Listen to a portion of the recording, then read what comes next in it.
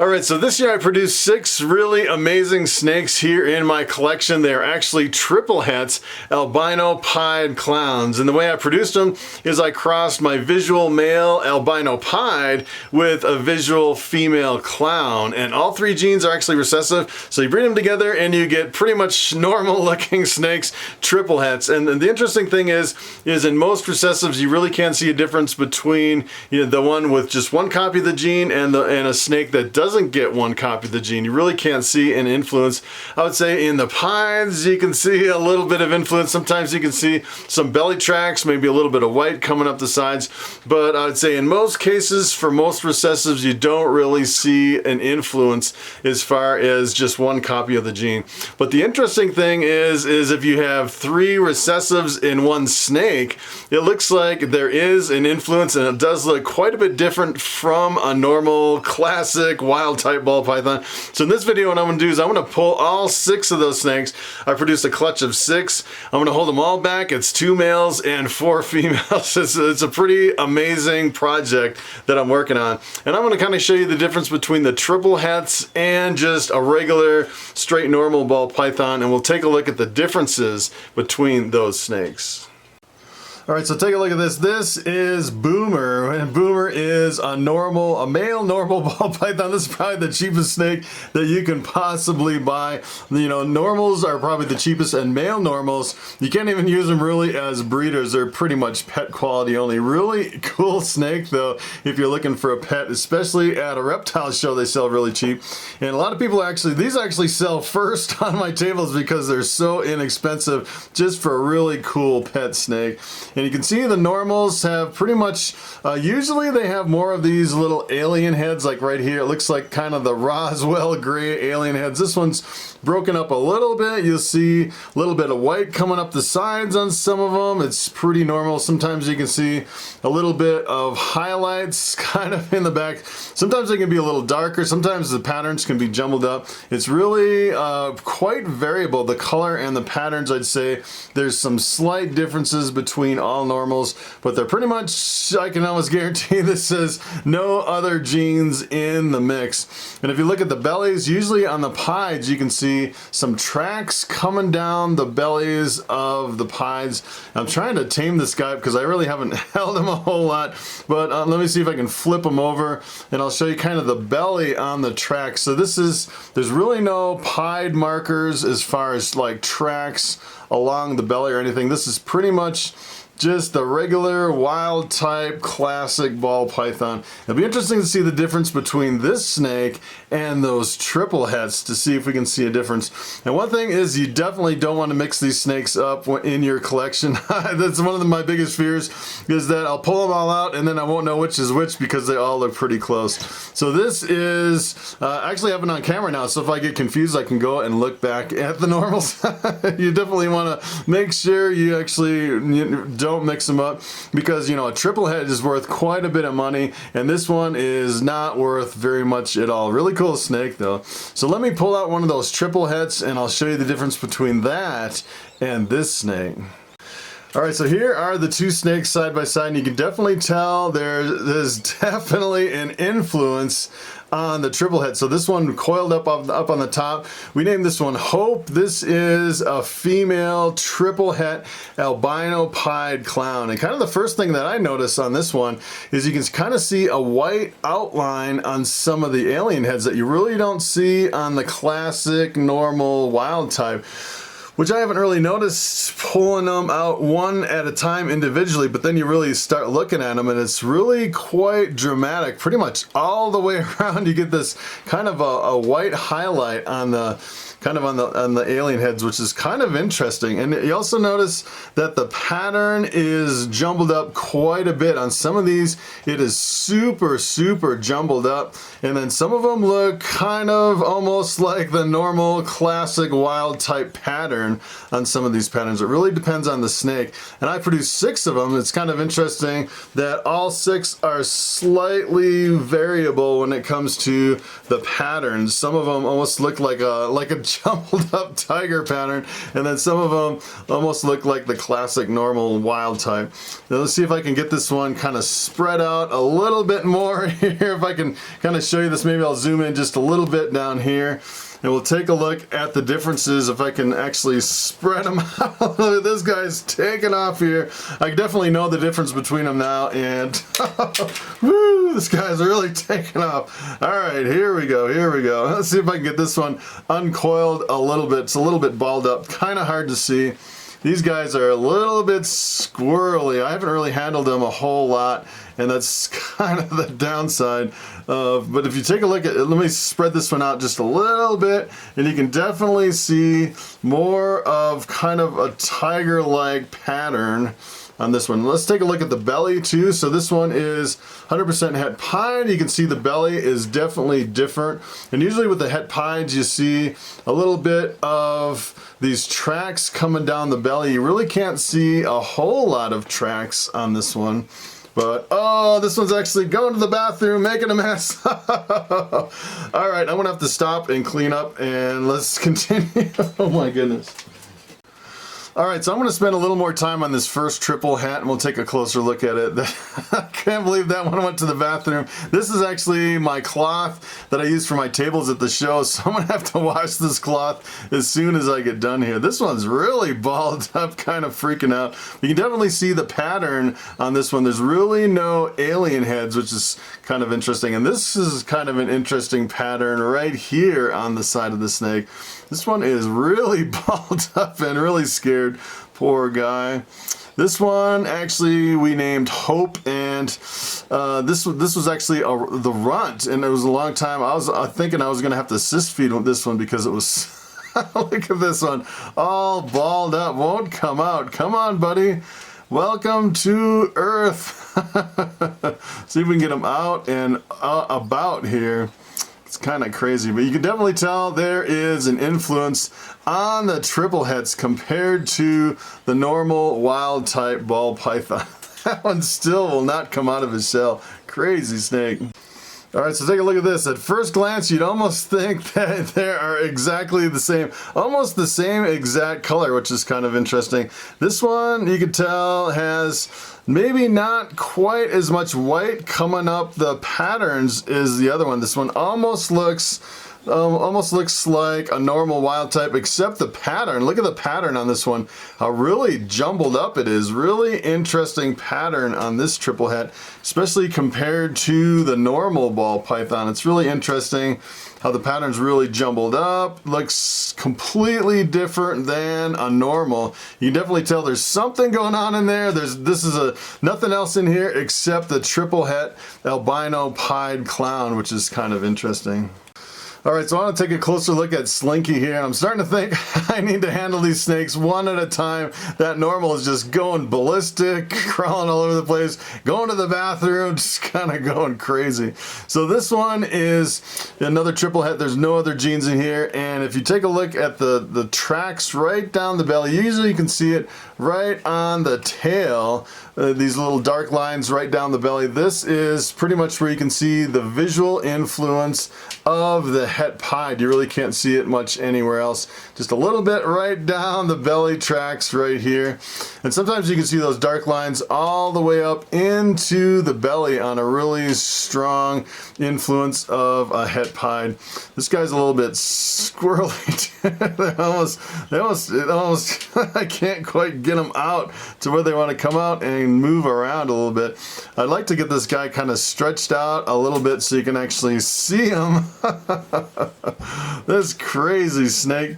I don't know why these triple hets are just kind of all balled up like this. It's funny, that's why they call them ball pythons, because they ball up when they get scared. You can definitely see there is a huge influence on this one on with the triple het. You really can't see much of the alien heads.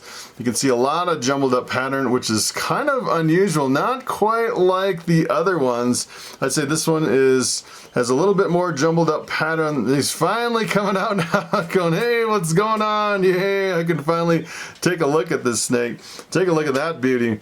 That one is really an interesting pattern on there. So it's essentially what it is it's keeping almost the same color as a normal.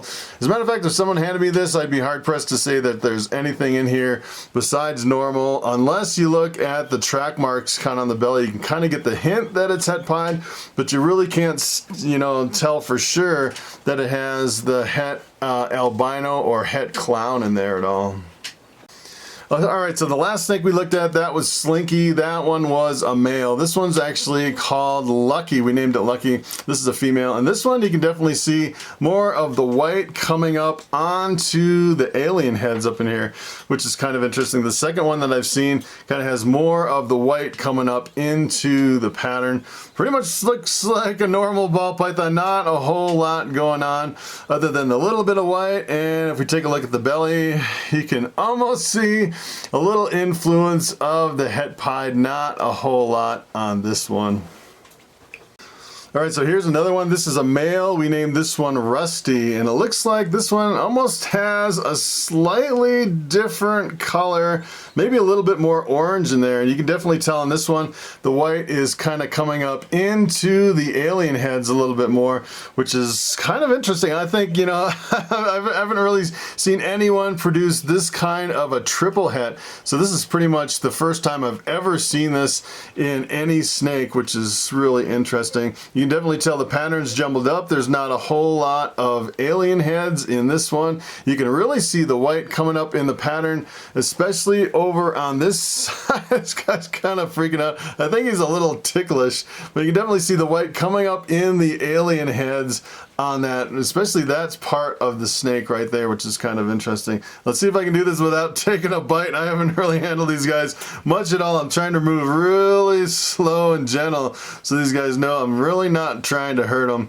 So let's take a look at the belly on this one. This one has pretty strong, well, it's almost hard to say. Usually with the pied markers, it's a little bit more connected on the stripes on the belly. This one is maybe a pretty good het pied marker, but it's still pretty hard to tell. And it's really interesting that it seems like the stripes here are really close. It almost looks like kind of a hidden gene woma kind of influence there, but I know it doesn't have any hidden gene woma into it. But that's kind of the only thing that I've really seen, like these stripes right here, as far as kind of stripes really close together. That's pretty much the only thing I've really seen is the hidden gene woma. That is a really interesting snake. Alright, so this time I'm going to try to go back to two snakes. This one actually has a regular repeating pattern, almost like a normal ball python. Take a look at that. You can just see a little bit more white in the sides of the alien heads. Not a whole lot more white. It almost seems like it's a little bit cleaner, a little bit more brighter than a normal, but I'd say as far as a triple het albino pied clown, you really can't get much different than, you know, much closer to a normal than this snake right here. It's interesting, some of them have really broke up patterns, and in this case you can't really see that the pattern is much different at all from just the normal classic wild type. A huge difference.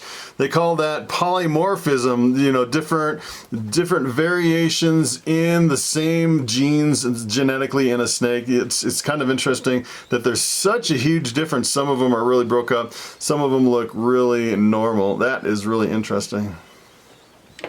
Alright, so here's the last one. As a matter of fact, the last one, that was a female. This is a female too, and this one almost looks almost exactly like the normal classic wild type. You can definitely see some more white coming up in the sides of the alien heads on this. Not a whole lot of difference between these and the normal ball python, just the classics. And some of these, like this one, you almost can't even tell that this one is het pied. Take a look at the belly on this one. I'd say if someone handed me this snake, I'd be hard pressed to even consider this one to be het pied. You can almost barely make it out, but I've seen some normals that look really close to this. It's really hard to differentiate some of these from normals. All right, so one more thing I wanted to show you just in case you're not familiar with ball python genetics, and that is the odds of what you can produce from pairing two of those triple hets together. You can get some really interesting snakes. So I actually pulled it up over here on the World of Ball Pythons, the Ball Python Genetic Calculator. And I kind of like this calculator a little bit better than some of the other ones because essentially if you look at the very bottom line, it says 42% of the time you're going to get 66% possible hets. And pretty much what you're going to get is you're going to get normal looking snakes 42% of the time. So for example, they could either be normals, they could be het pieds, they could be het clowns, they could be het pied, het clowns, or so on and so forth. You start mixing the different combination of the possible hets together, and they pretty much just group it all into one line over here on this calculator. 42% of the time you're going to get normal looking snakes, and you won't know exactly what hets are in there. It's possible that they're het for all three. It's possible that they're not hets at all. And you can kind of see maybe a little bit of the pied markers in some of them, but I'd say on 42% of the time you're kind of guessing as far as what's in there. But on the flip side, on 58% of the clutch, you're actually going to get some really visually stunning snakes out of breeding two of those normal looking snakes together. And this is actually what you can expect. So actually you will pop out some albinos, really impressive snake coming out of those two normal looking snakes. You'll also get some pieds, and the pieds, these are all recessives. The pied essentially just breaks up all the pattern. You get these like splotches of white through the snake. Sometimes it can be high white, sometimes it can be low white. It's kind of unexpected. I'd say most of the time you're going to get like a 50-50 white throughout the snake. You'll also produce some clowns. This is essentially reproducing the female that I started with, breeding the male to the female. And then you can also get some of these combos. You can get albino pieds, which is essentially what the male is, an albino pied. And sometimes they'll have these little smiley faces. Sometimes they won't. I say most of the times you won't get a little smiley face on your pied. And then you'll also get albino clowns. I've seen just a few albino clowns, really impressive combination. And then you'll also get some clown pieds. The clown pieds essentially look just like a pied, except a little bit busier of a pattern, and then the head stamp is a little bit jumbled up. You can definitely tell the clown's in there from the different pattern on the head. And one more snake that you'll actually get is the albino pied clown. And I haven't actually seen one, but I'm guessing it would probably look something like an albino pied with a jumbled up head stamp, kind of a weird pattern on the head, the albino pied clown visual. Alright, so it is time for the question of the day. And Punk Raka asks, do I need a specific license to sell at reptile shows? And that is a very good question. As a matter of fact, depending on what you're selling at the reptile show, you may need permits or a license to actually sell specific species. And as a matter of fact, there's some that are banned and restricted. For example, you can't sell venomous snakes at a reptile show. You definitely don't want people getting bit from a venomous snake.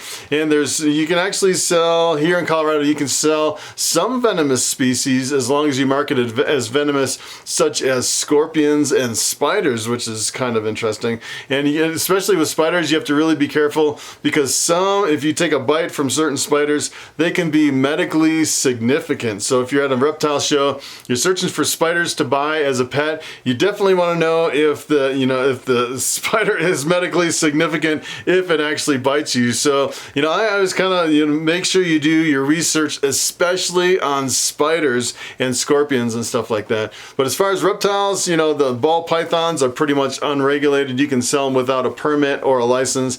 But there's certain species of snakes that are restricted within certain regions of certain states, and sometimes they're just banned altogether. So, for example, there's a certain locality here in Colorado that if you live in that region of Colorado, you can't actually buy any boas or reticulated pythons or any snakes that get larger than 3 feet. And then if you're selling turtles, you can't sell any turtles that are less than 4 inches. You can't even display turtles that are less than 4 inches. And the interesting thing is I think most people don't realize why that rule is in place. And I kind of heard through the grapevine that you can't sell small turtles because of the risk of salmonella, and from kids actually putting the turtles in their mouth. And I guess there's a really high risk of kids getting salmonella putting the turtles in their mouths, which is pretty much where that rule came into existence. I thought that was kind of interesting. So that is pretty much it. Thanks for watching, and I will see you next time.